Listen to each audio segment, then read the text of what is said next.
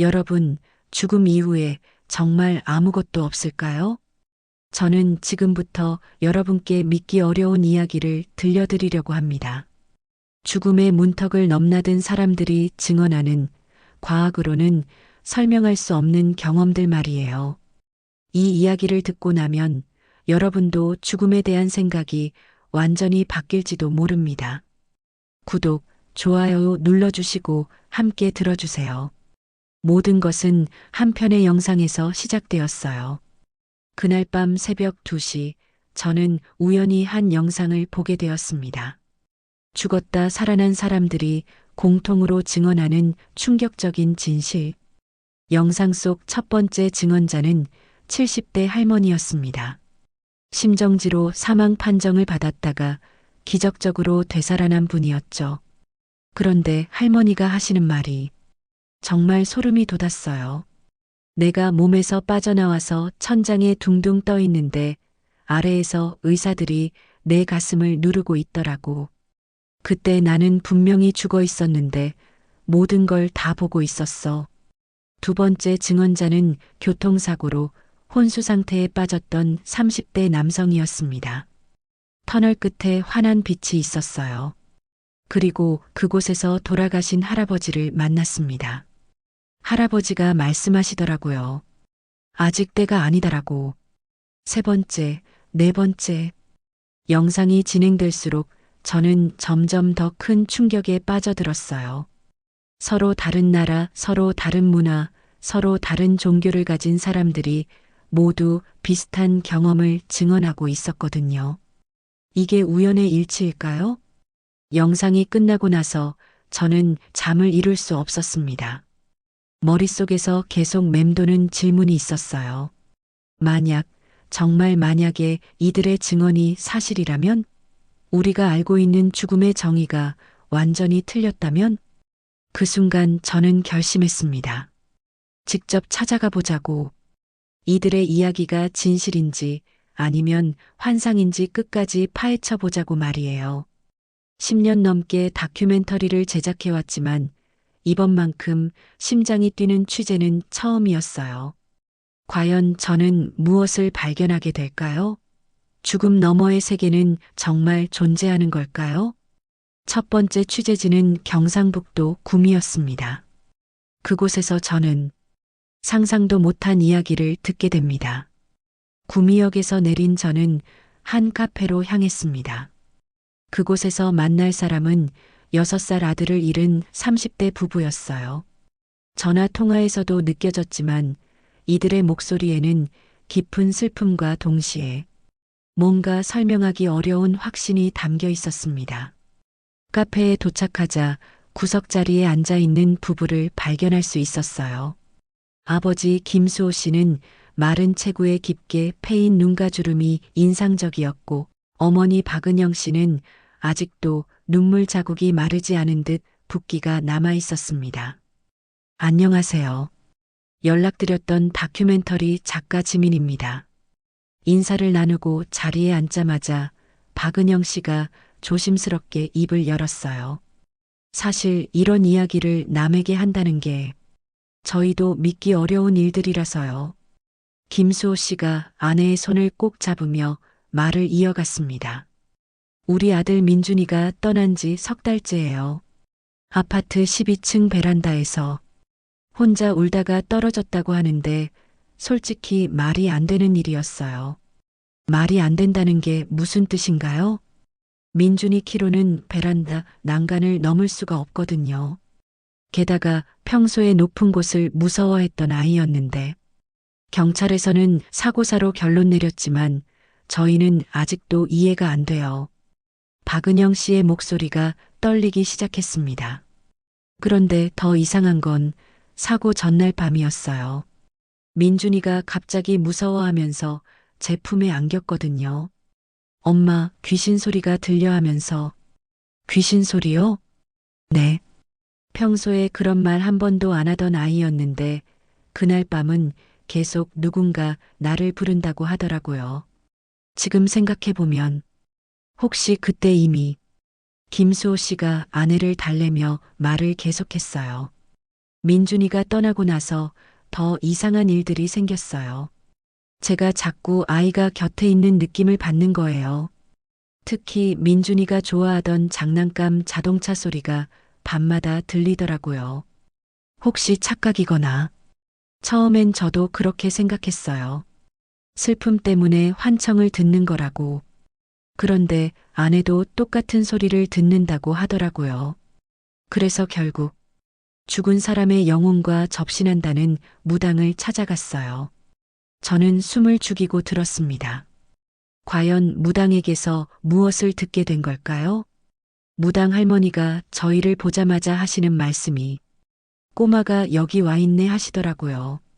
그러면서 민준이가 평소에 하던 말투를 그대로 따라 하시는 거예요. 박은영 씨가 눈물을 훔치며 말했어요. 엄마, 나 괜찮아. 무서워하지 마, 이런 말들을. 정말 민준이 목소리 그대로였어요. 그리고 민준이가 가장 좋아했던 장난감 이름까지 정확하게 말하시더라고요. 저희가 말해드린 적도 없는데 아이가 기관지가 좋지 않아 말하면서 헛기침을 자주 하는 편인데 그것까지도 똑같았어요. 그때 확신했어요. 김수호 씨의 목소리에 떨림이 섞여 있었습니다. 민준이가 정말 어딘가에 있구나. 완전히 사라진 게 아니라 다른 곳에서 저희를 지켜보고 있구나. 그 순간 카페 안이 고요해졌어요. 저는 이들의 이야기를 들으면서 온몸에 소름이 돋는 것을 느꼈습니다. 과연 이것이 슬픔에 빠진 부모의 착각일까요? 아니면 정말로 죽음 너머에서 온 신호일까요? 하지만 이것은 단지 시작에 불과했습니다. 다음으로 만날 사람은 더욱 충격적인 경험을 가진 분이었거든요.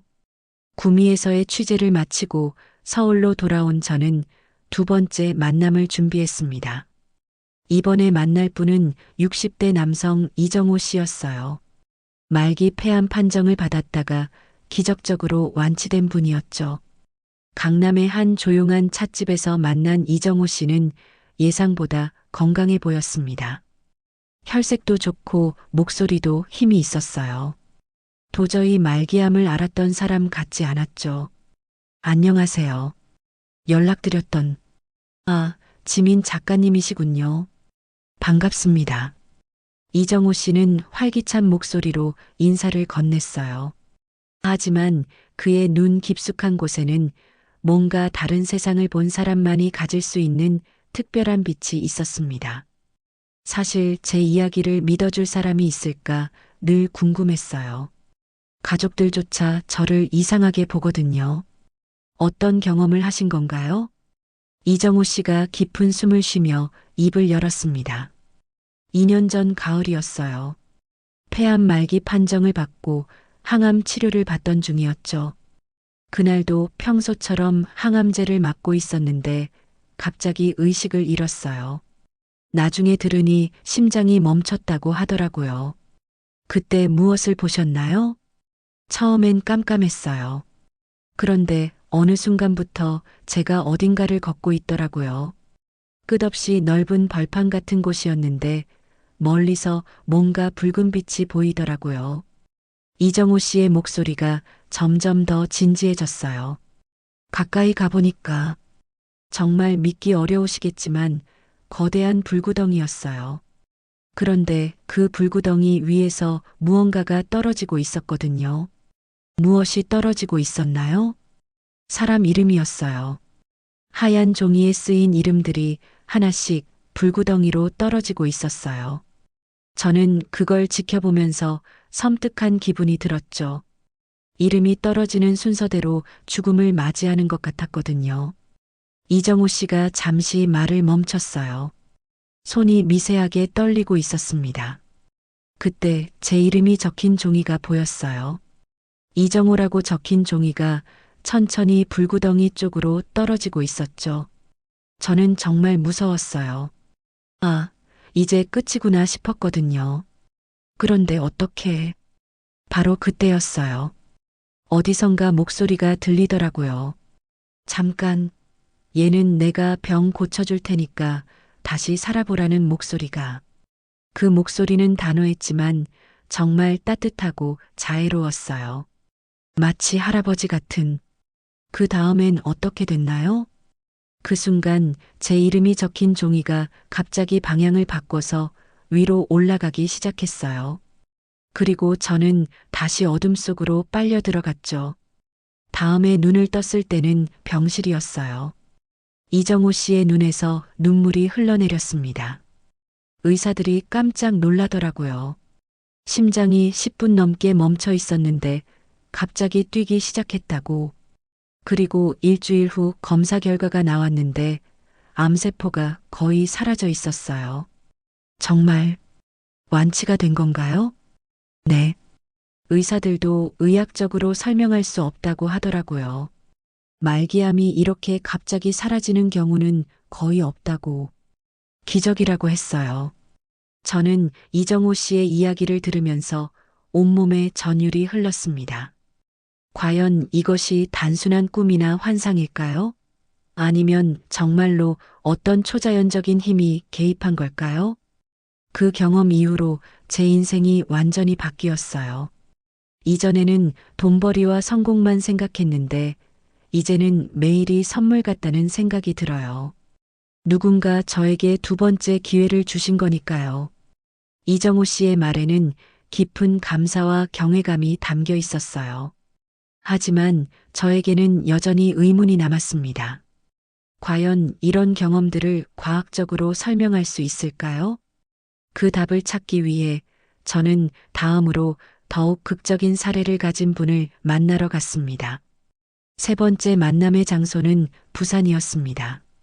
이번에 만날 분은 73세의 박영수 할아버지였어요. 급성 뇌출혈로 두 번이나 심정지를 겪었다가 기적적으로 되살아난 분이었죠. 부산역 근처의 작은 찻집에서 만난 박영수 할아버지는 생각보다 정정해 보였습니다. 하지만 그의 눈빛에는 뭔가 깊은 체험을 한 사람만이 가질 수 있는 특별한 무게감이 있었어요. 할아버지, 그때 상황을 자세히 말씀해 주실 수 있나요? 그때가 작년 여름이었지. 갑자기 머리가 깨질 것 같이 아프더라고. 응급실에 실려갔는데 의사가 하는 말이 뇌출혈이 심해서 위험하다고 하더라고. 박영수 할아버지의 목소리는 담담했지만 그 속에는 생생한 기억들이 담겨 있었어요. 첫 번째로 심장이 멈췄을 때 딸아이가 울면서 소리치는 소리가 들렸어. 아빠 안 돼. 아빠. 하면서.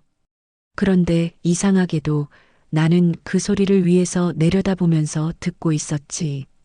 위에서 내려다본다는 게 내가 몸에서 빠져나와서 천장 근처에 둥둥 떠 있는 거야. 아래에서는 의사들이 내 가슴을 누르고 전기 충격을 주고 난리더라고. 그런데 나는 하나도 안 아팠어. 오히려 평온했지. 할아버지가 찻잔을 들며 계속 말씀하셨어요. 그때 갑자기 내 앞에 어두운 터널이 나타났어. 정말 깜깜한 터널이었는데 저 끝에서 환한 빛이 나오고 있더라고. 마치 누군가 나를 부르는 것 같았지. 그래서 그 터널로 가셨나요? 응, 가고 싶었어. 왜냐하면 그 빛이 너무 따뜻하고 아름다웠거든. 평생 그런 빛은 본 적이 없었어.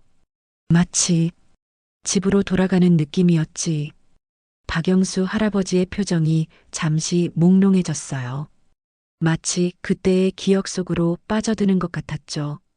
그런데 터널을 반쯤 갔을 때 갑자기 무서운 존재가 나타났어. 검은 옷을 입고 있었는데 얼굴은 잘 안 보였지만 뭔가 죽음과 관련된 존재 같았어. 죽음과 관련된 그 존재가 나에게 따라오라고 하더라고.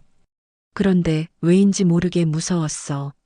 저 빛 쪽으로 가고 싶었는데 그 존재는 다른 곳으로 데려가려고 하는 거야. 할아버지의 목소리에 긴장감이 배어나왔어요. 그래서 나는 도망쳤어. 있는 힘을 다해서 그 터널에서 나오려고 발버둥 쳤지.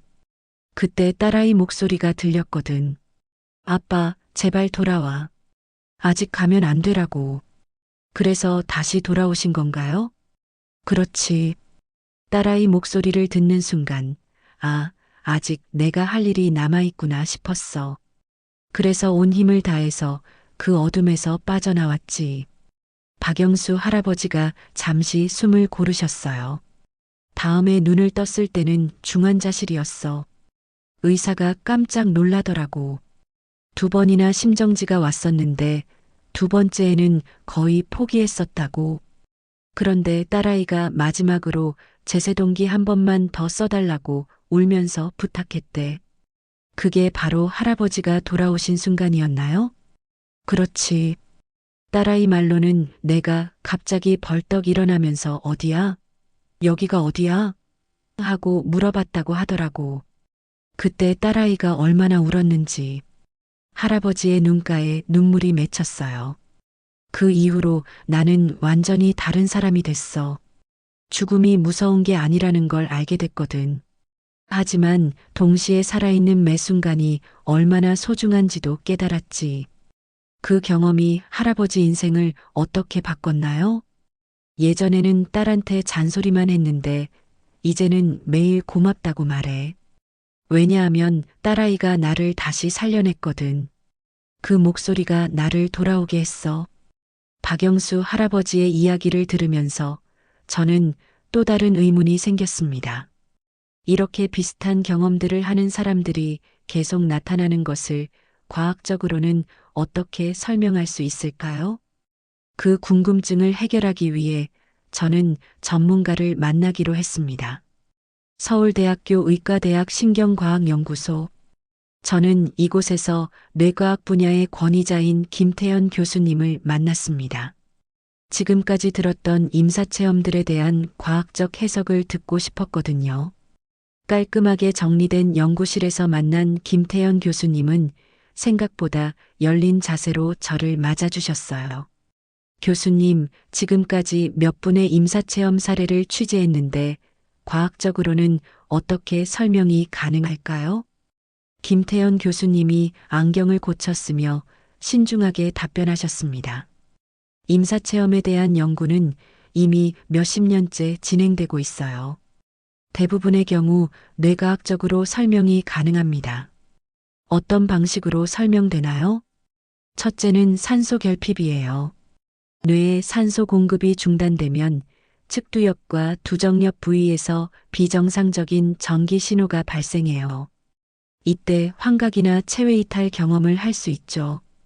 교수님이 뇌 모형을 가리키며 설명을 이어갔어요. 둘째는 엔돌핀과 도파민 같은 신경 전달 물질의 대량 분비예요. 극한 상황에서 뇌가 스스로를 보호하기 위해 이런 물질들을 분비하는데 이것이 극도의 평온감이나 황홀감을 만들어낼 수 있어요. 그럼 터널이나 밝은 빛 같은 것들도 시각 피질의 이상 활동으로 설명 가능해요. 특히 터널 비전은 뇌 손상 시 자주 나타나는 증상이고 밝은 빛은 뇌간 부위의 정기적 활동과 관련이 있을 수 있어요. 교수님의 설명은 매우 논리적이고 과학적이었어요. 하지만 저는 아직 궁금한 점이 있었습니다. 그런데 교수님, 제가 만난 분들의 이야기를 들어보면 너무 구체적이고 일관성이 있어요. 단순한 환각이라기에는 김태현 교수님이 잠시 생각에 잠겼다가 말씀하셨어요. 그 부분이 바로 우리가 아직 완전히 해결하지 못한 부분이에요. 왜 서로 다른 문화권, 다른 종교를 가진 사람들이 비슷한 경험을 보고하는지. 이건 정말 흥미로운 현상이에요. 혹시 과학으로 설명할 수 없는 부분이 있다고 보시나요? 교수님이 조심스럽게 입을 열었습니다. 과학자로서는 모든 것을 뇌과학적으로 설명하려고 노력해야죠. 하지만 솔직히 말하면 몇 가지 사례들은 현재 우리 지식으로는 완전히 설명하기 어려운 면이 있어요. 어떤 사례들인가요? 예를 들어 의식을 잃은 상태에서 주변에서 일어난 일들을 정확하게 기억하는 경우들이 있어요. 뇌파가 완전히 평평한 상태에서도 말이에요. 이론적으로는 불가능한 일이죠. 교수님의 표정이 진지해졌어요. 또 하나는 일란성 쌍둥이나 가족들이 비슷한 시기에 유사한 임사체험을 하는 경우예요. 우연이라고 하기에는 확률이 너무 낮아요. 그럼 교수님은 어떻게 생각하세요? 글쎄요. 과학자로서는 아직 모르는 뇌의 기능이 있을 수도 있다고 봐요. 뇌는 여전히 우리에게 미지의 영역이거든요. 혹시 의식이라는 것이 우리가 생각하는 것보다 훨씬 복잡하고 신비로운 현상일지도 모르죠. 김태현 교수님과의 대화는 저에게 새로운 관점을 제시해 주었어요. 과학적 설명도 분명히 존재하지만 동시에 아직 우리가 모르는 영역도 있다는 것을. 하지만 저의 취재는 여기서 끝나지 않았습니다. 다음으로 만날 분은 더욱 특별한 사례를 가진 분이었거든요. 이번 취재지는 인천이었습니다. 만날 분은 초등학교 3학년인 10살 소년 태연이와 그의 가족이었어요. 태연이는 어릴 적 호흡곤란으로 심정지 상태에 빠졌다가 기적적으로 살아난 특별한 경험을 가진 아이였죠. 아버지 최민수 씨, 어머니 이수진 씨, 그리고 조금 수줍어하며 어머니 옆에 앉아 있는 태연이가 있었어요. 안녕, 태연아. 만나서 반가워. 안녕하세요. 태연이는 조금 경계하는 듯 했지만 곧 순수한 눈빛으로 저를 바라봤어요. 평범한 10살 아이와 다를 바 없어 보였지만 뭔가 또래보다 성숙한 면이 있었습니다. 이수진 씨가 조심스럽게 입을 열었어요. 태연이가 6살 때 일이었어요. 심한 폐렴에 걸려서 호흡곤란이 왔었거든요. 응급실로 급히 실려갔는데 최민수 씨가 말을 이었습니다. 의사 선생님이 위험하다고 하시더라고요. 그러더니 정말로 심장이 멈췄어요. 그때 우리 부부는 정말 세상이 무너지는 줄 알았죠. 얼마나 오래 심정지 상태였나요? 8분 정도였어요. 의사들이 심폐소생술을 계속했는데 반응이 없어서 거의 포기 상태였죠. 이수진 씨의 목소리가 떨렸어요. 그런데 갑자기 태연이가 숨을 쉬기 시작하더라고요. 의사들도 깜짝 놀랐어요. 기적이라고 했죠. 태연아, 그때 기억나는 게 있어?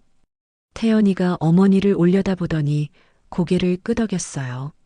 네, 기억나요. 어떤 게 기억나? 태연이가 맑은 목소리로 말하기 시작했습니다. 처음에는 엄마 아빠가 울고 있는 소리가 들렸어요. 그런데 저는 문 밖에서 병실을 보고 있었어요. 병원 침대에 누워있는 제 모습을. 6살 때의 기억을 이렇게 또렷하게 말하는 태연이가 신기했어요. 그 다음에는 어떻게 됐어? 할머니가 오셨어요. 분홍색 옷을 입고 계셨는데 친절한 미소를 짓고 계셨어요. 최민수 씨와 이수진 씨가 서로를 바라보며 놀란 표정을 지었어요. 태연아, 할머니가 뭐라고 하셨어? 할머니가 손을 내밀면서 태연아, 할머니랑 같이 가자라고 하셨어요. 그래서 저도 할머니 손을 잡았어요. 태연이의 말에 이수진 씨가 눈물을 글썽였어요. 할머니 손이 어땠어? 너무 따뜻했어요. 그리고 할머니 냄새가 났어요. 할머니가 살아계실 때 맡던 그 냄새. 최민수 씨가 설명해 주었어요. 태연이 할머니는 태연이가 돌 지나서 돌아가셨어요. 그런데 태연이가 깨어나서 하는 말이 정말 소름 돋았어요. 할머니가 생전에 가장 좋아하시던 분홍색 카디건 얘기를 하더라고요. 태연이가 그걸 어떻게 알 수 있었죠? 그게 바로 미스터리예요. 할머니 사진도 거의 안 보여줬었거든요. 너무 어렸으니까. 태연이가 다시 말했어요. 할머니가 저를 데려가려고 하셨는데 그때 엄마가 우는 소리가 들렸어요. 너무 슬프게 우시는 거예요. 그래서 어떻게 했어? 할머니한테 말했어요. 할머니, 엄마가 울고 있어요. 저는 엄마한테 가고 싶어요. 라고. 태연이의 말에 부모님의 눈에서 눈물이 흘러내렸어요. 할머니가 뭐라고 하셨어? 할머니가 웃으시면서 그럼 나중에 만나자. 엄마 아빠를 잘 도와드려라고 하셨어요. 그리고 저를 꼭 안아주셨어요. 그 다음에는 다시 몸 안으로 들어갔어요. 그리고 눈을 떴는데 엄마 아빠가 울고 있었어요. 이수진 씨가 흐느끼며 말했어요. 태연이가 눈을 뜨자마자 하는 말이 엄마, 할머니가 나중에 만나자고 하셨어였어요. 정말 소름이 돋았어요. 저는 태연이의 이야기를 들으면서 깊은 감동을 받았습니다. 어린아이의 순수한 목소리에는 거짓이 있을 수 없었어요. 그리고 무엇보다 가족에 대한 사랑이 죽음마저도 이겨낼 수 있다는 것을 보여주는 것 같았죠. 태연아, 지금도 할머니 생각이 나? 네. 가끔 꿈에 나오세요. 그리고 제가 착하게 살고 있는지 지켜보고 계시는 것 같아요. 태연이의 말에는 나이에 맞지 않는 깊이가 있었어요. 죽음을 경험한 사람들에게서 공통적으로 느껴지는 특별한 감각이었죠. 몇 달간의 취재를 마치고 저는 다시 처음에 만났던 분들과 연락을 취했습니다. 그분들의 삶이 그 경험 이후 어떻게 변화했는지 궁금했거든요. 먼저 구미의 김수호, 박은영 부부에게 전화를 걸었어요. 안녕하세요. 그동안 어떻게 지내셨어요? 박은영 씨의 목소리에는 이전보다 안정감이 느껴졌습니다. 힘들긴 하지만 예전보다는 많이 나아졌어요. 그날 이후 삶이 멈춘 줄 알았거든요. 하루하루가 그냥 지나가는 시간일 뿐이었는데 김수호 씨가 말을 이어받았어요. 지금은 달라요. 민준이가 어딘가에서 저희를 지켜보고 있다고 믿게 되니까 하루하루를 버틸 수 있게 됐어요. 민준이를 위해서라도 잘 살아야겠다는 생각이 들더라고요. 정말 다행이에요. 그 믿음이 힘이 되시는군요. 네. 물론 과학적으로 증명할 수는 없지만 저희에게는 그게 중요한 게 아니에요. 민준이와의 연결고리가 완전히 끊어진 게 아니라는 것, 그것만으로도 충분해요. 다음으로 말기암에서 완치된 이정호 씨에게 연락했습니다. 이정호 씨, 요즘은 어떻게 지내세요? 아, 지민 작가님, 정말 감사해요. 덕분에 제 이야기를 많은 사람들과 나눌 수 있어서 이정호 씨의 목소리는 생기가 넘쳤어요. 그 경험 이후로 제가 완전히 달라졌어요. 죽음을 봤더니 오히려 삶이 훨씬 선명하게 다가왔거든요. 이전에는 돈 벌고 성공하는 것만 생각했는데 이제는 매일 아침 눈을 뜨는 것 자체가 기적 같아요. 구체적으로 어떤 변화가 있으셨나요? 가족들과 보내는 시간을 더 소중하게 여기게 됐어요. 그리고 다른 사람들을 도우면서 살고 있어요. 누군가 저에게 두 번째 기회를 주셨으니까 그 은혜를 갚아야죠. 부산의 박영수 할아버지와도 통화했습니다. 할아버지, 건강은 어떠세요? 좋아, 좋아. 덕분에 아직도 팔팔해. 그런데 그 이후로 딸과도 더 돈독하게 지내고 매일매일이 감사해. 할아버지의 웃음소리가 전화기 너머로 들려왔어요. 그 경험이 할아버지께 어떤 의미였나요? 죽음이 끝이 아니라는 걸 알게 됐어. 하지만 동시에 지금 이 순간 사랑하는 사람들과 함께 있는 시간이 얼마나 소중한지도 깨달았지. 마지막으로 인천의 태연이 가족과도 연락했어요. 태연이는 어떻게 지내고 있나요? 이수진 씨가 따뜻한 목소리로 답했어요. 태연이가 많이 성숙해졌어요. 다른 아이들보다 어른스럽고 특히 가족을 많이 아껴줘요. 가끔 엄마 아빠 사랑해라고 말하는데 그럴 때마다 가슴이 뭉클해져요. 태연이에게 직접 물어봐도 될까요? 태연아, 지민 이모야. 안녕? 안녕하세요. 저 잘 지내고 있어요. 태연이의 밝은 목소리가 들려왔어요. 태연아, 할머니 생각 많이 나? 네. 가끔 꿈에 나오셔서 잘 지내고 있는지 물어보세요.